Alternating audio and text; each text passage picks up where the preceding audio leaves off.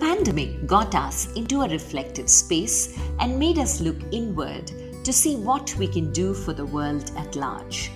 As a self-expression coach, I became a catalyst for women and started Vani, a one-on-one coaching program for women on finding their voice, to speak up, to be visible. As a storyteller, I spotted there were many ordinary people amongst us leading extraordinary lives, making a difference to the world, and they needed to be heard. Thus was born You and I with Rashmi Shetty, where amazing personal journeys with their uniqueness and individuality are showcased, a reaffirmation of the fact: open your eyes wider. The world is far more beautiful when we acknowledge the presence of both you and I.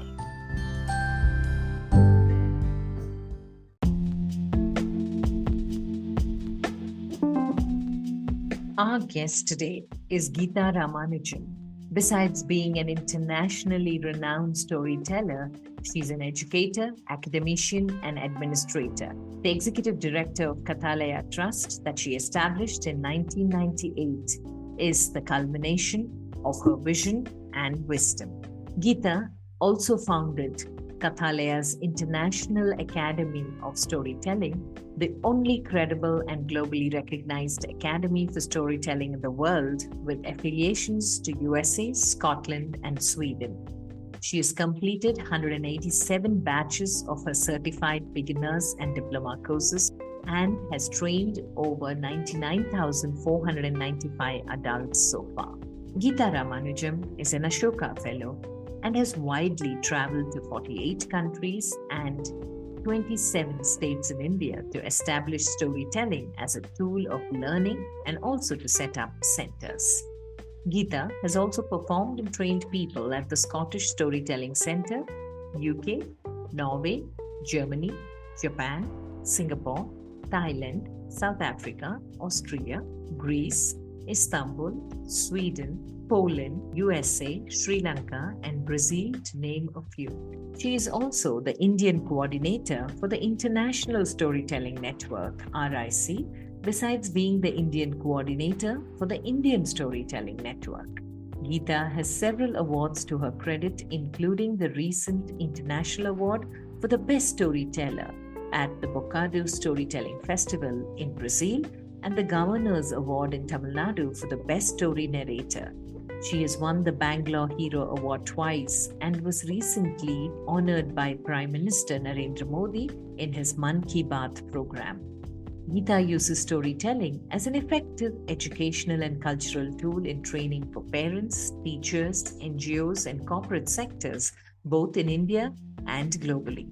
Geeta is also a consultant in education and is on the board of several educational institutions and storytelling centers, both in India and abroad. Listen in as she shares her amazing journey on how she became the master storyteller India is proud of.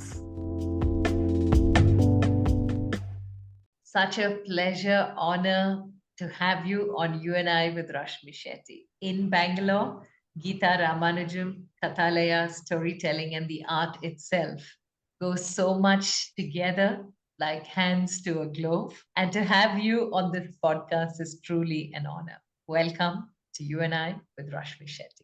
Thank you so much, Rashmi. I think it's been a long time, and I'm so glad that we were finally able to connect now, and so happy to have this platform to express my journey of storytelling.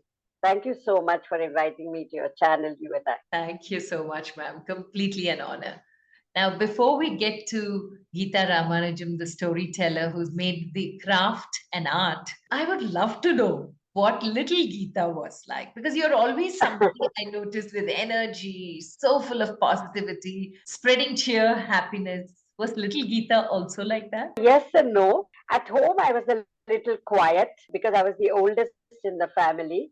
So I think I was made to feel very responsible for the other younger ones. But not really, I would say, because both my parents were quite broad minded, and we were in Bombay, and we lived in apartments where two or three buildings faced each other, and there would be at least a minimum of 50 children on the ground every evening. Thanks to no technology, I think going to school, coming back, and then just dropping the bag and running down to play. The first, anything that was on my mind was just playing, and I just enjoyed playing so much that despite the fights and despite my mother warning us that we should come back home by 6 o'clock in the evening, I remember I was very good with putting up tiles, the 7 tiles game. And I was an expert at putting that last tile. So from my team, they'll say, "Come on, Geeta, you can do it, you can do it, you can do it." And I can hear my mother's footsteps and now what my mother is going to do, because in those days there was no child rights, human rights, and all that. So, but I was least bothered because for me, the most important thing was to keep that tile right on top. And once I kept that, there was the sense of joy and all of us shouting, and then one pat from my mother at the back. And, she used to, screw my ears and say, "How many times I've told you? I told you must come back and it's a shloka time," or whatever it is. But, it didn't bother me at all. And I think I could also say that I've never seen my father lose his temper ever in my life. And always, both my parents had a smile, especially when guests came home. They always said, we were such a happy family, all the people saying namaste and welcoming. We all used to come to the door and welcome whoever comes to the family. So I think both my parents always had a smile. So I always thought that happiness is something so beautiful. And so this joy and happiness, I wouldn't give up for anything in my life. So even if I was sad, I used to cry it out, finish, and immediately pick up my threads from where I left, and I would go back forgetting everything. So I never carried anything, I think, from my childhood. And that's probably one of the reasons why I think energy gets stored, because you're not carrying a heavy baggage, especially you're not carrying a baggage of envy, jealousy, anger, revenge, and hatred. So I felt that I had this trait from my childhood to be like the river that flowed despite the stone, despite the house, despite the tree, going around it and towards the ocean to join. So that's how I would describe myself. Oh my God, this is such a beautiful visual because I can actually see you just completely immersed in that joy of being together, doing that, and still delicately balancing because the last tile needs to be delicately kept. Otherwise, the whole balance True. is lost. So, in life, metaphorically, when we take that balance, where and how did the storyteller emerge? And how did you craft that into such a beautiful art, which today is something which is part of every training program? And being a storyteller is the biggest plus for anyone, facilitator or otherwise. Yes, I think one other thing that I should give credit to my parents is both my parents told me stories. My mother would tell me a proverb in the morning before I went to school, and she would leave me pondering about it till I came back in the evening, and she would tell it in Tamil. That was my mother tongue. And in Bombay, the second language was Hindi, and the third language Marathi. First language was English. So my mother was very particular that I also speak the Tamil language. So she would speak to me in Tamil, and she would be very strict, but she would say, "Don't be like that housefly, like that that forgot its name," or something like that. And then I'll be left pondering about why did that housefly forget its name. And then when I returned from school in the evening, she would be in such a good mood that she would regale the whole story to me in Tamil. கொழ கொழ கன்றே கன்றின் தாயே தாயின் உடையா உடையின் கையில் கோலே கோலை சுத்தும் கொடியே கொடி வளரும் குளமே குளத்தில் நிற்கும் கொக்கே கொக்கு பிடிக்கும் மீனே மீன் பிடிக்கும் வலையா வலையின் கையில் சட்டி சட்டி பிடிக்கும் கொயவன் கொயவன் தரும் மண்ணே மண்மேல் வளரும் புல்லே, புல்லை திங்கும் குதிரையே என் பேர் என்ன? Now, of course, I also stared at her because I didn't understand anything. And then she would translate to me in good Tamil, that is a colloquial language, that this housefly went to the calf, went from the calf to the cow, like that. And she would ask me, where did it go next? Where did it go next? And that way she was very sure that I was following the story. And I think I learned a lot of things. One is mainly the language. And also, I was wondering at this flow of Tamil that my mother was so good at. And I still recall I used to imagine the housefly going to the calf and the cow and the cuckoo, that is the crane and all that. So when vividly I could picturize all and I had a good memory. I think it was so well stored in my memory at that time. I still remember even my mother's sari, what she was wearing when she told me the story.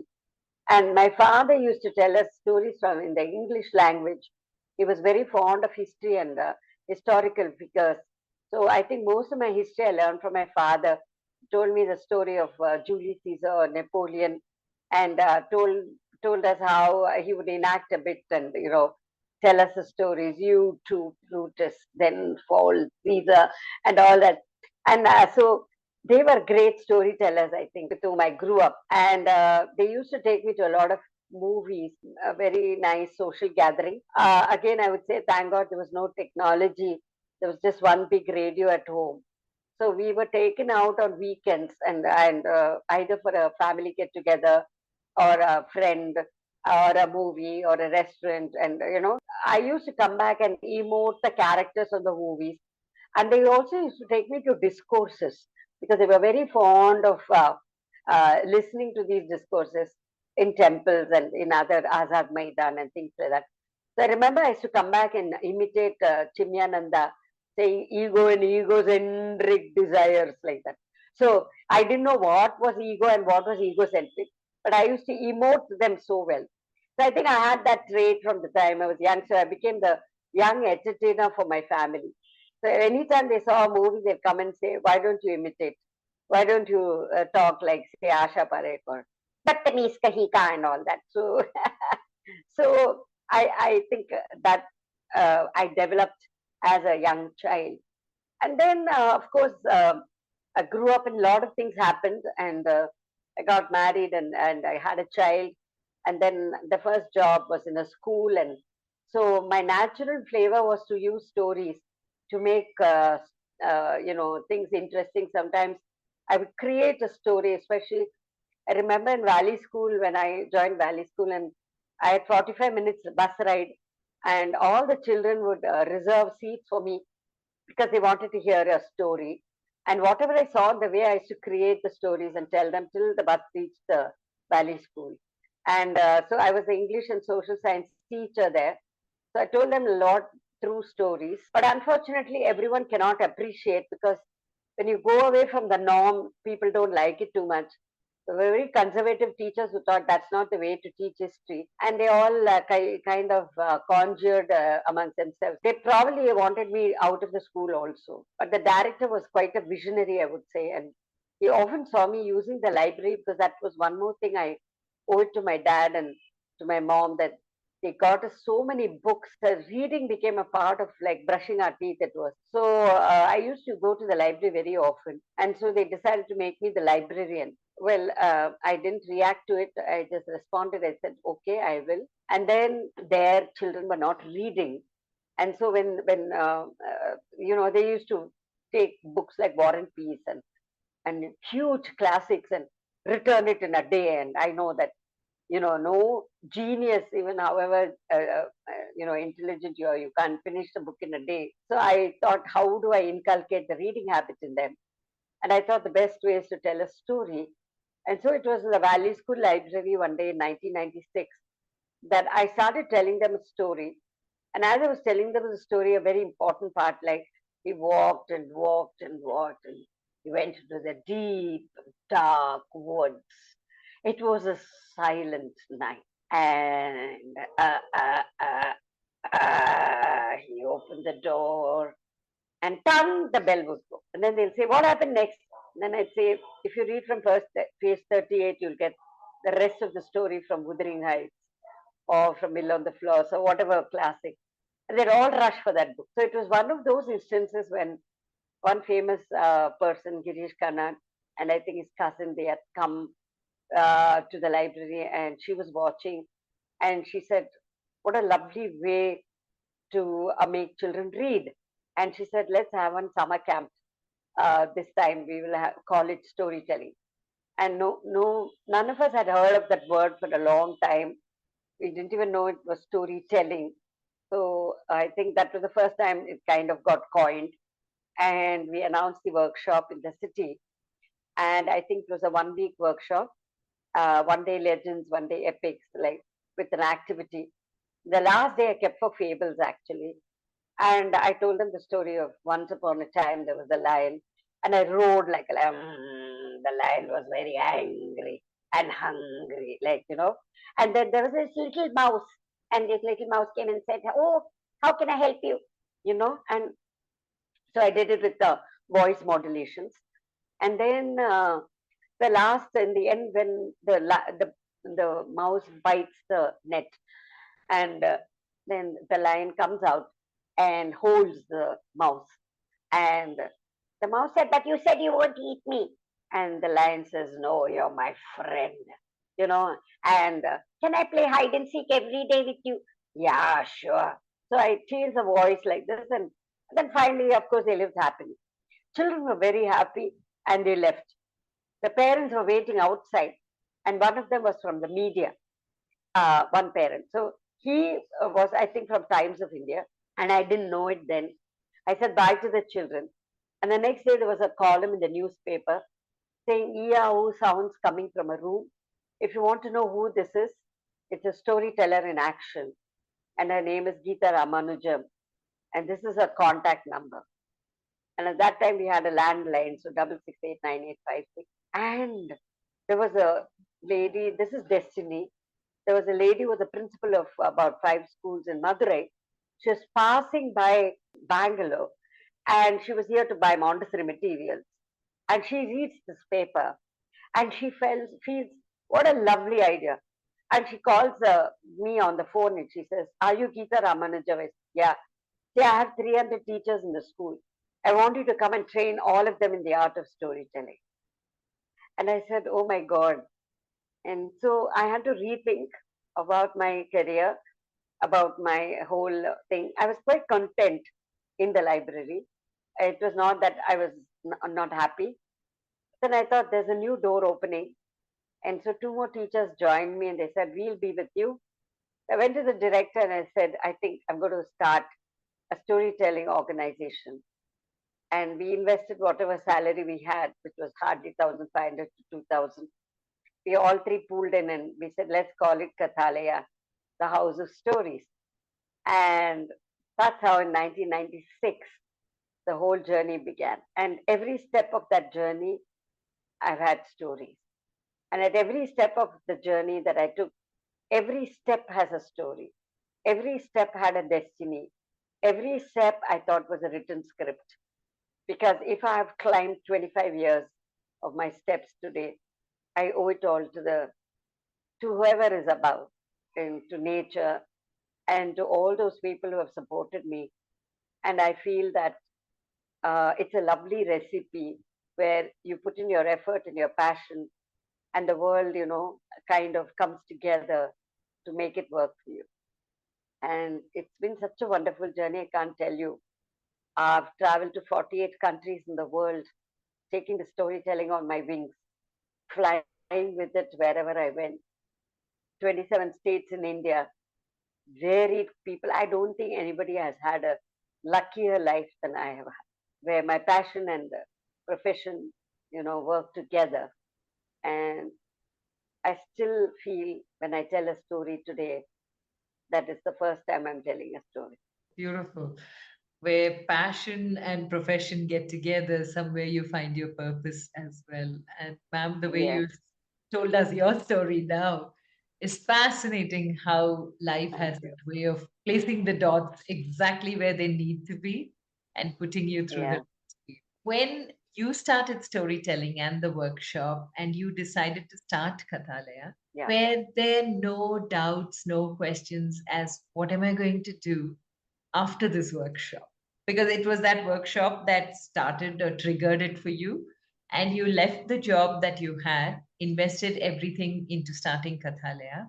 How were you? There was no social media per se like how we have today. So, how was the word going to spread? You had one big workshop on hand. How were you intending to take this forward? Yeah, it was not easy at all. We had to print things for which I used to travel all the way to Cotton Bed, choose the paper on which we have to print. I've gone in the mornings, early mornings, to places where they used to put pamphlets in the newspapers. And I used to get these pamphlets printed because we had to spread the word that we are storytellers. I even went to a very popular person today who is very, very popular as a storyteller and a story writer. She had her organization right up our road in Banargata. But even she was not very, she said, what storytelling are you doing? If you want, you can give books for the poor people, but I don't know what you're talking about. So it was not easy to ask people to give something because storytelling was not measurable. If we would ask someone that we wanted to paint a classroom or paint, give the clothes to the children, then they knew that it was measurable. So for so many uniforms, so much donation. But donation for telling stories was not very easy to get, and it was a new field, so nobody understood what it was. The schools, they said our teachers are good storytellers. So, and every time I almost like kind of thought this is the end and we can't continue further because we also need funds. We had someone or the other, one beautiful soul who would come forward and say, I'll help you. And this happened at every stage in life. So first we got from India Foundation for Arts. He said, I'll give you 5 lakhs for a year and you take the storytelling to 5 schools. Try it out. And I can fund you only for 1 year, but see how you can sustain yourself. Now the problem was I didn't have time to think about how to sustain myself because we were busy spending that money and going to schools and doing all this. So we had to invent new strategies. So we discovered a lot of things, necessity is always a mother of invention, right? So we started thinking, okay, let's do one thing in schools.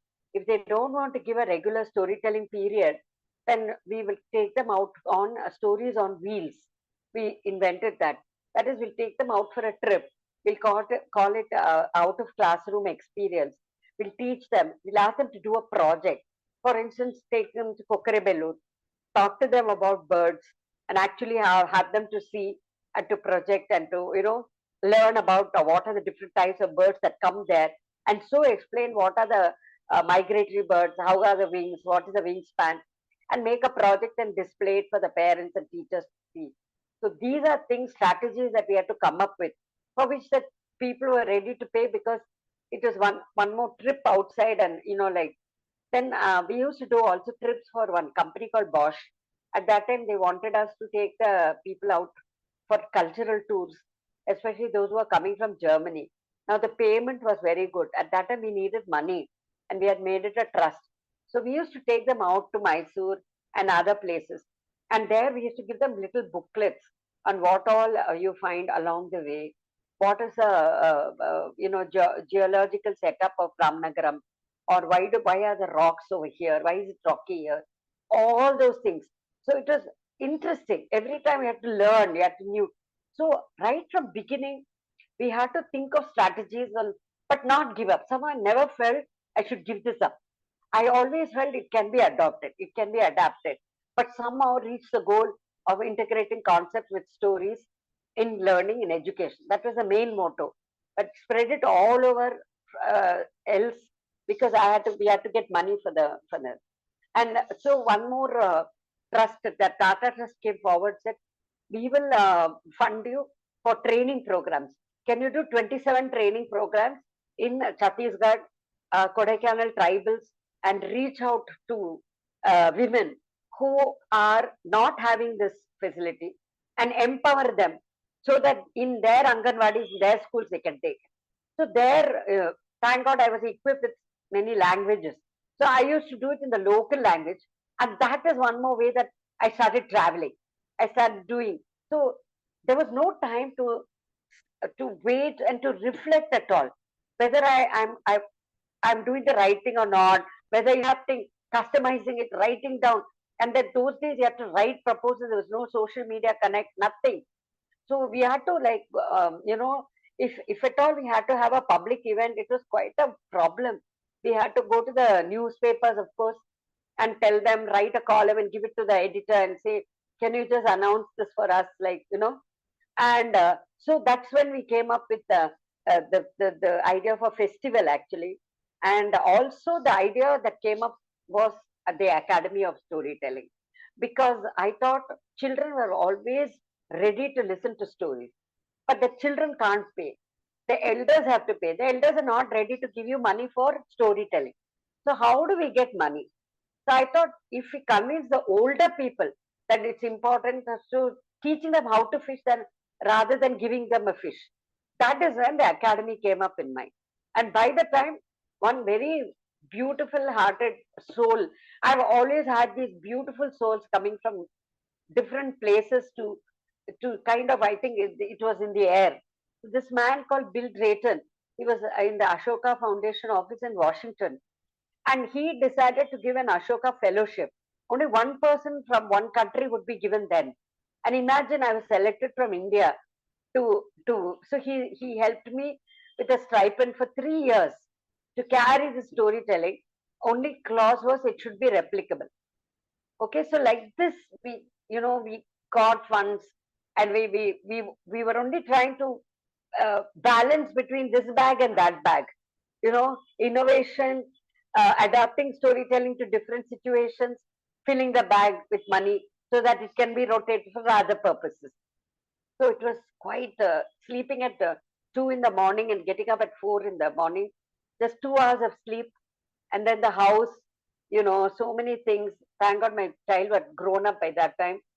So she was able to manage a little bit. And though I always also decided I'll never carry any guilt in my mind. I was never a person, as I told you, as a happy person. So whatever within my thing I could provide for her, I did. Whatever I could provide for the house, but I never carried any guilt. I said, I like to do what I'm doing. And the step taken forward, I said, I will not retrace it back. This attitude I had and continued. And then I think we finally, the academy was, we had an office. In 2003, we had the first academy course. And at that time, I had to go to US for some reason, again for a marriage, but automatically stumbled upon a person who runs a storytelling organization. He decided to fund us. Again, he told that he will pay for the first festival and for he give us affiliation for our academy. Just imagine. So I gave him the academy notes. He said, it's wonderful, just start. I'm there to support you. So, it was such a wonderful thing that he sent the affiliation certificate from US, and my certificate right from the first course had affiliated to the United States. And here in India, if you have something from abroad, it is more recognized. So that brought us the first recognition, because otherwise storytelling was viewed very frivolously. But first time people started opening their eyes and said, okay, so there is storytelling, which is an art, and it has to be learned, and we have to know the techniques, things like that. So the same year, 2005, we had the first international festival. It went into the Limca Book of Records. And I think that was another eye opener for storytelling. And so on and so forth. Slowly, people started calling us from around the world and from around India.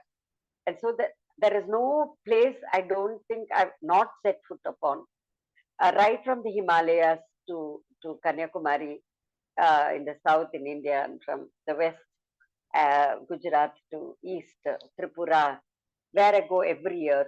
I go to many places abroad every year. We have set up about 18 storytelling space centers, learning centers, including one in Ireland and one in Bogota in Colombia. now looking back, I think, how did it all happen?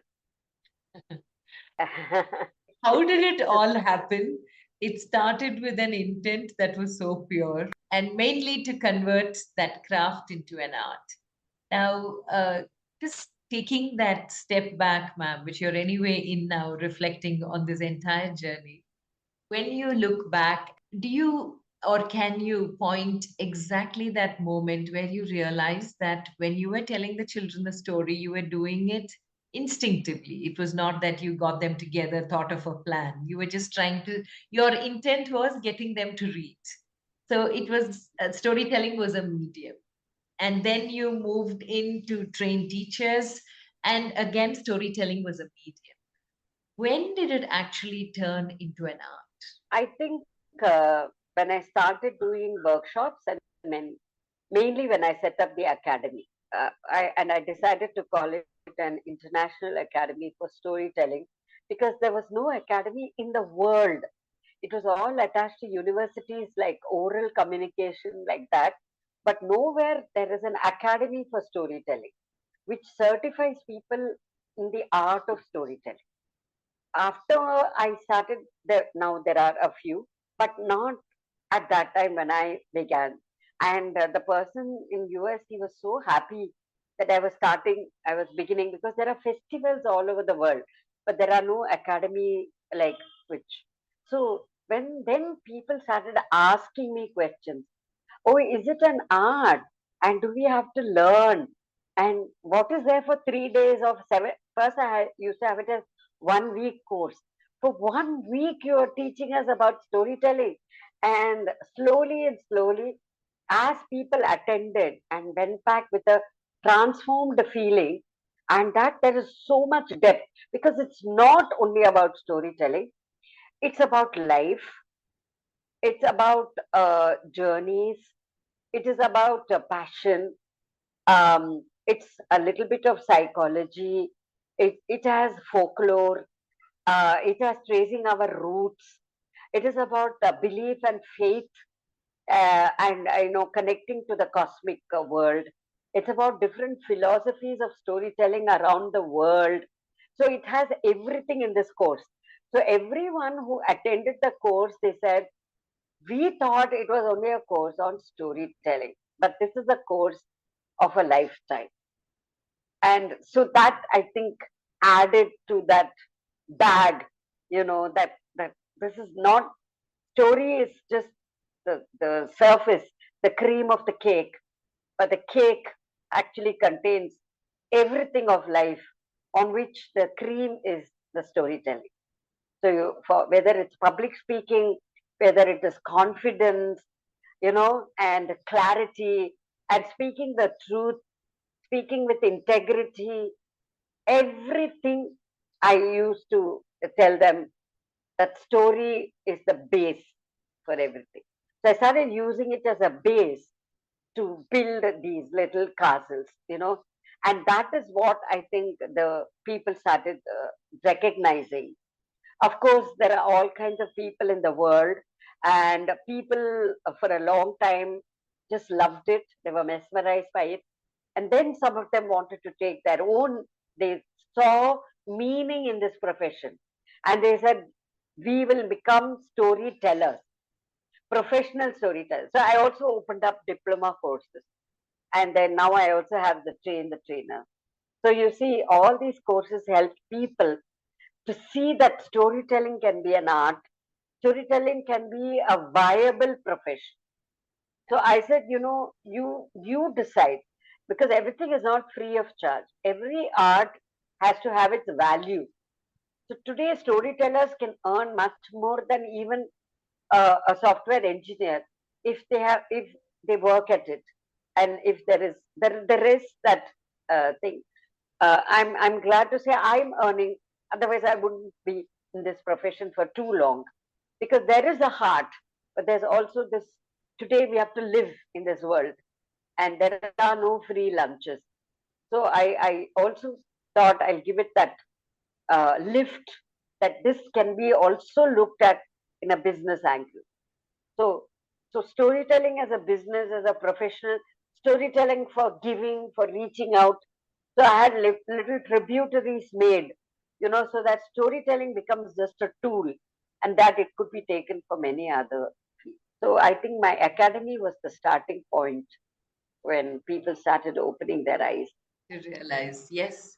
Sometimes now I'm sure people find it very normal and really very not very surprising when you call storytelling an art, because today Exactly. storytelling is something that they need in corporates a lot, for sales, for negotiation, personal branding. Everything is around Everything. story. Yes. And curating a story together is what the art is all about. As Indians, and in most countries, the cultural background that we come from, the folklore that you mentioned, most of it was passed on orally, and stories were a huge way to connect the next generation to what happened. So, storytelling is ingrained in human beings right from the time he started with the smoke signals to communication.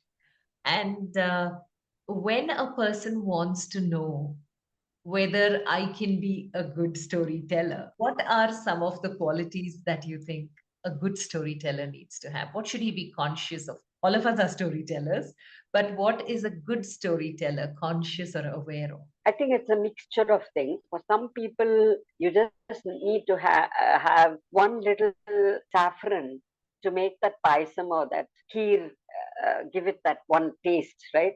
So some people are like that. They already have it in them. And when I do the course or when I tell them that you can, and just put this little saffron, then they bloom. Some of them, they don't even have the basic milk or the basic sugar. They don't know the recipe at all, but they are willing to try. They want to know. It is out of curiosity. Then, what I would say is they come, either they reject saying this is not my cup of tea, or because of their interest in it, they say, I will, and I want to build this up. So, just like, you need time for to go from one step to the other step.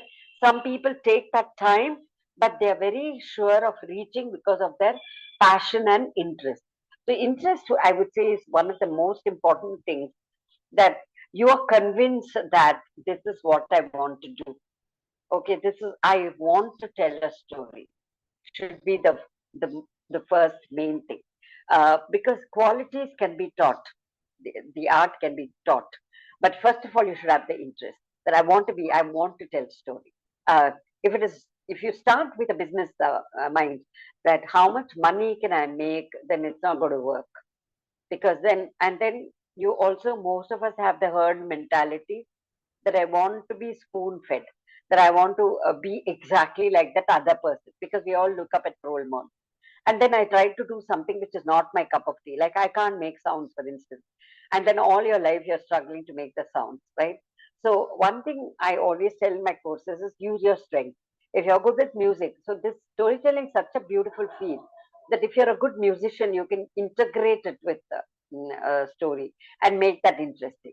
If you're good with painting, you can paint a story, and you can, so it's so beautiful because you want to tell a story somehow. So use your mediums, use your props. Yeah, but tell your story.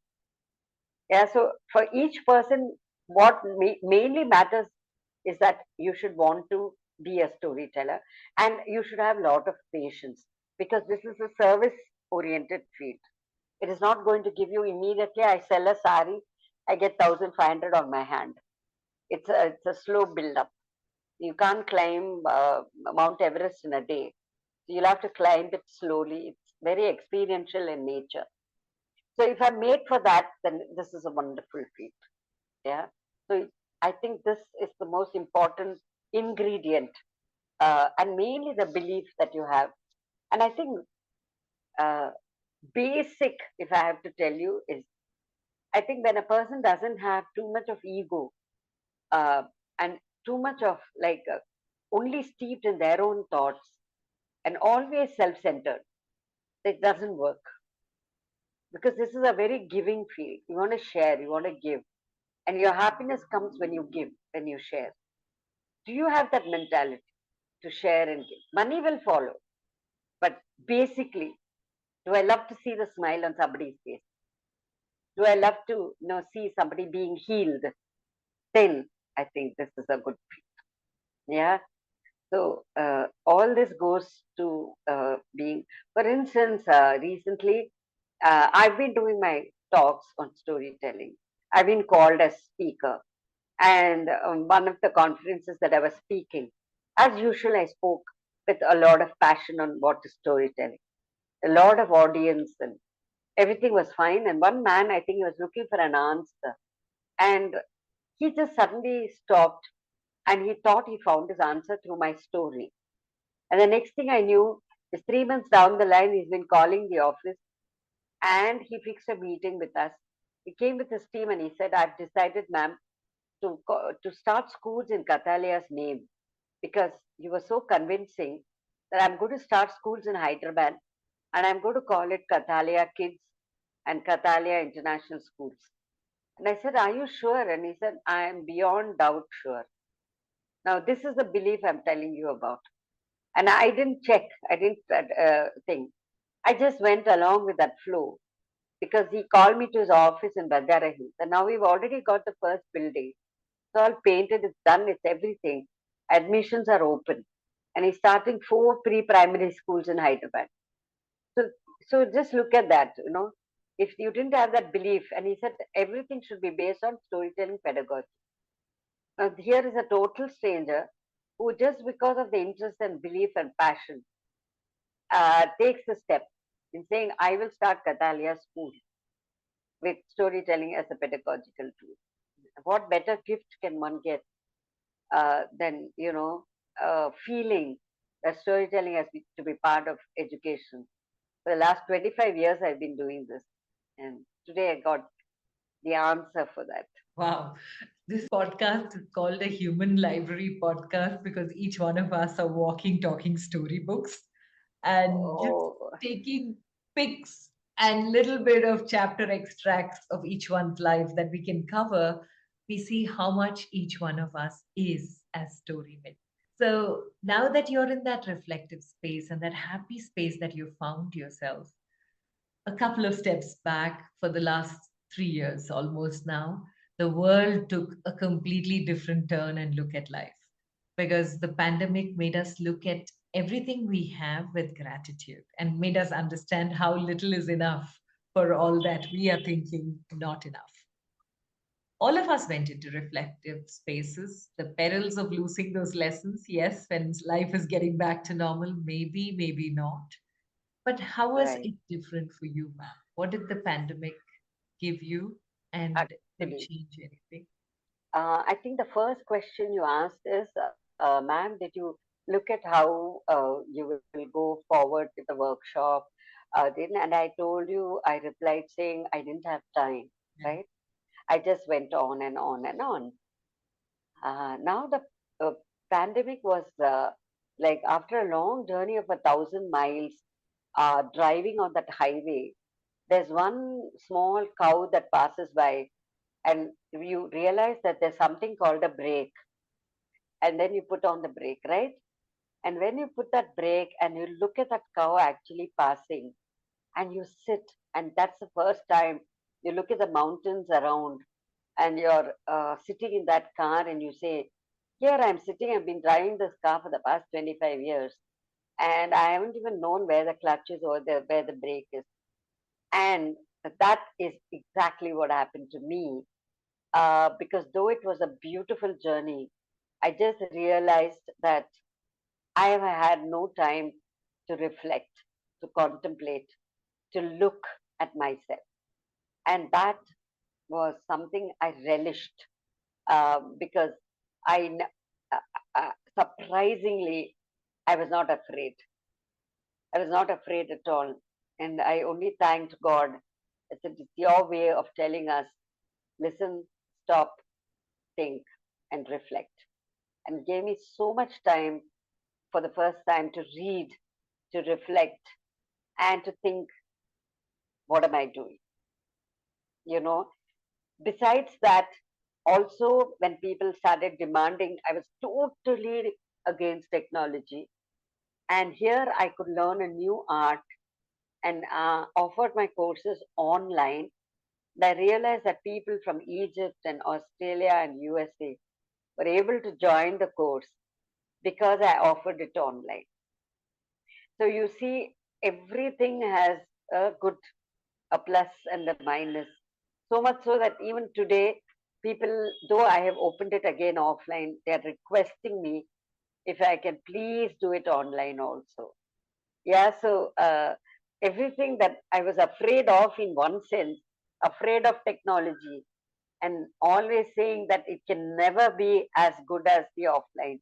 I had to swallow some of my words because I could see that people were so happy from these distant places and even from some parts of India where little kids and they said, we don't know how to thank the COVID because we are able to see you at least online.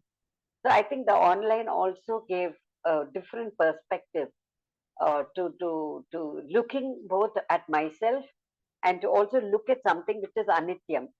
One is I know that I always talk about impermanence, but I actually felt that impermanence. And that again, I owe it to my dad who always said, accept. So I said, let me accept the situation and not ask questions. What if it continues forever? What if this is the norm of the day? What what if this becomes the main thing? Okay, continue. Okay. But when it opened again, I said, okay, thank you, God, again. But again, opening it offline. And we never know what the future holds for us. But I decided I'm going to live more in the moment from the pandemic and not break my head about the future or regret any past. Many people say, if only I had come across this course when I was 20, I tell them, no, you had to come across it now. And that's what happened. So we're all in this time which commands us. You know, we are in this wheel of life. And as long as the wheel is turning and taking you, and you're meeting the right person at the right time, we have to be very grateful to God and grateful to that nature. And I pray always that give me this strength to keep looking at it positively and not negatively. So that is what happened in the COVID. Wow. And talking about positivity, I'm sure awards galore must have come your way. Is there any Yeah. special moment that you cherish and which tells you that, yes, I have found my purpose? I think many moments when I was recognized, every time I wanted to give it up, and I said, enough. I think we have to close the gates. The first time was when the Ashoka Fellowship came, and then a grant came my way, and all that. But as you age and you grow up with the organization, you also find a little bit of stagnancy. So, what am I doing? Training and workshops and things like that. But the good thing that also happened is there was someone in the Himalayas who said, "Why don't you have a course here?" Before that, I have had courses in Delhi and Pune and Tripura and all those. But when he said Himalayas, I was very thrilled. I could explore the Himalayas. I could go for treks. And so I thought this was a beautiful opening. So I still run courses there. I do 2 courses in a year at the Himalayas, and I really look forward to it because that's a motivation for me. It is a call, and I just love watching those peaks from there.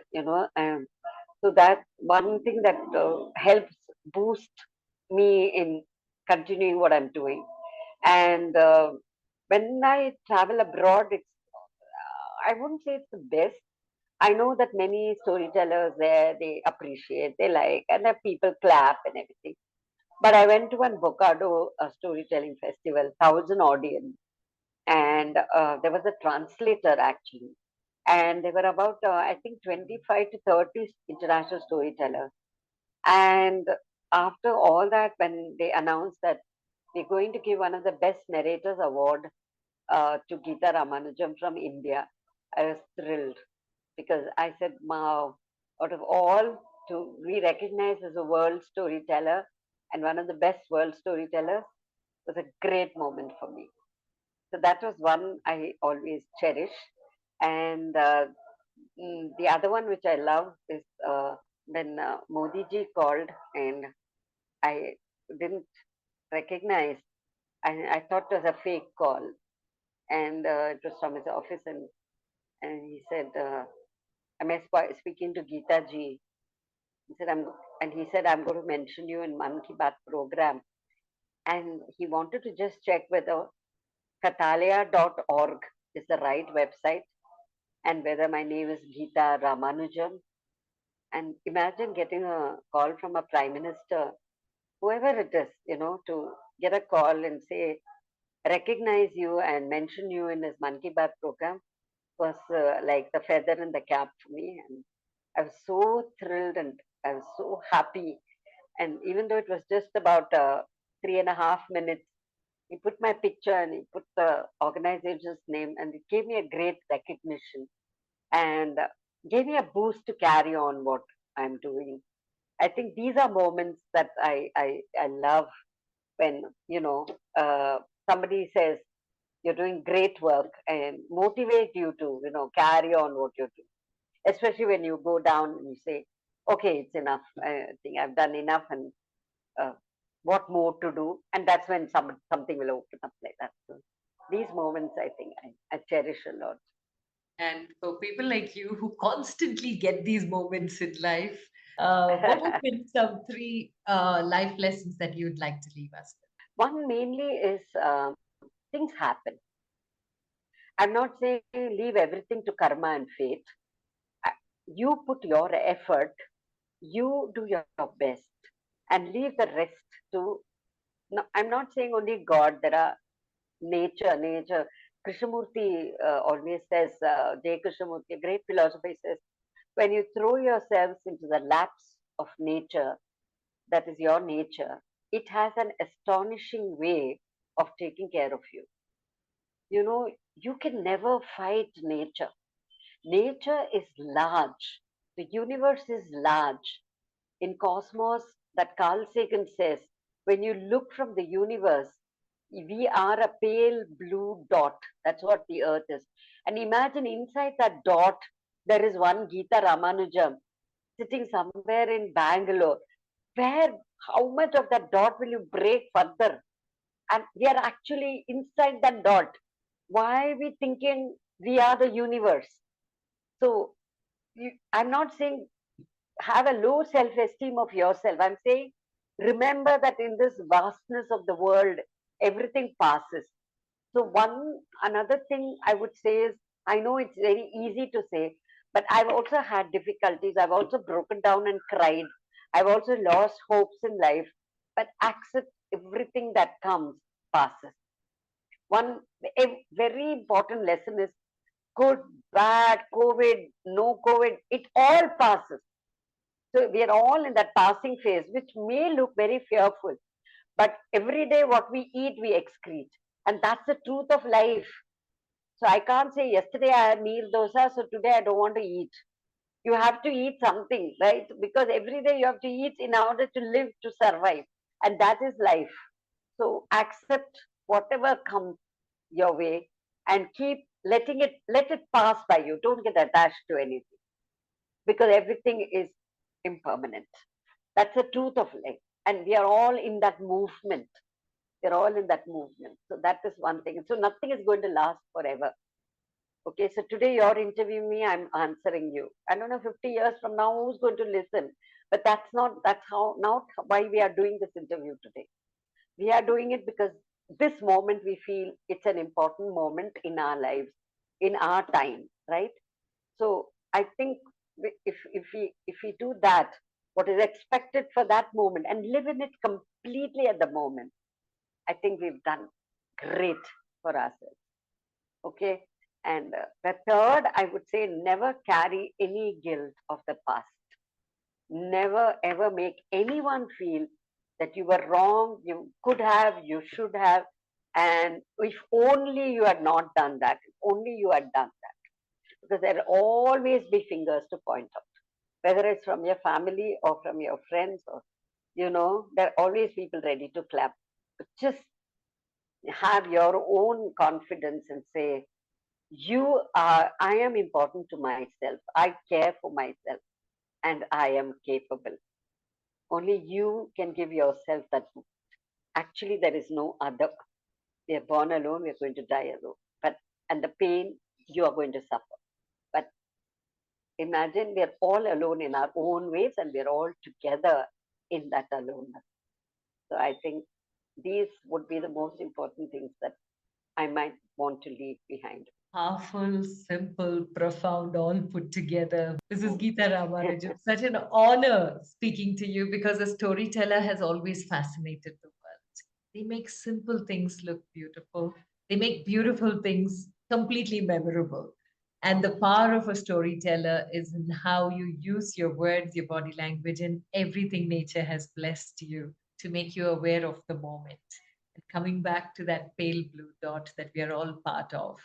Thank you for contributing your bit into the universe to make that matter. Honored to have you on You and I with Rashmi Shetty. God bless you. Continue to inspire and stay blessed. Thank you, Rashmi. Thank you so much. I always leave people with it's the listener's energy and the person who comes up with the question sitting on the other side who makes the teller speak.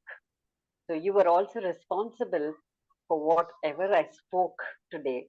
And if I've given you the answers that you wanted, it was all because of you, your heart, and your soul.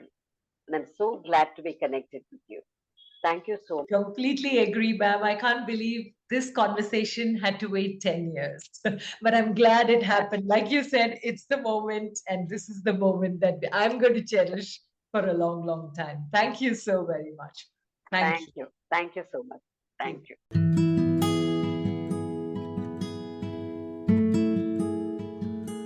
With that, we come to the end of this weekly quest of You and I with Rashmi Shetty. Do let us know if you know people who make the world beautiful. Write in to rashmi.thethirdeye@gmail.com. That is rashmi.thirdeye@gmail.com. Come, let's explore this amazing world together, both you and I.